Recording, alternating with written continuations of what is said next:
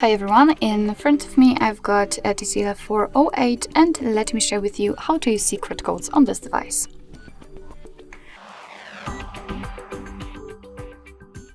So first of all we have to enter the dialer, tap on the keypad and let me show you the first code, the shortest one, which is *#06#. And as you can see, by this code we are provided with both email numbers and also a serial number attached to this device. Let me tap on OK and let me show you very similar code. We will check if it works on this device. So it is *#07#. And as you can see, it works. It will show us the regulatory labels and the safety, so the manufacturer name and the email number, that it was made in China. You can check also the head and the body of our device. Alright, let's go back and let me show you another code with the calendar info.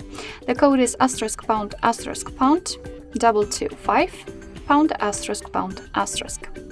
And as you can see, we are in the calendar info, so here we've got all the events in one place.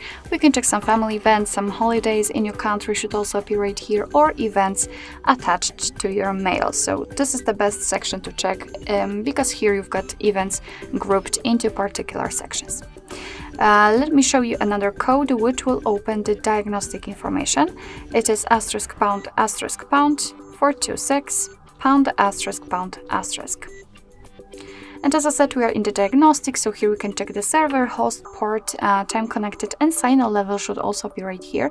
We can tap on events, and here we've got some further details. After tapping on the three dots icon, we can show advanced view. Just tap on it and then tap on the status. And as you can see, we've got more information, so the heartbeat, last ping, or HB algorithm.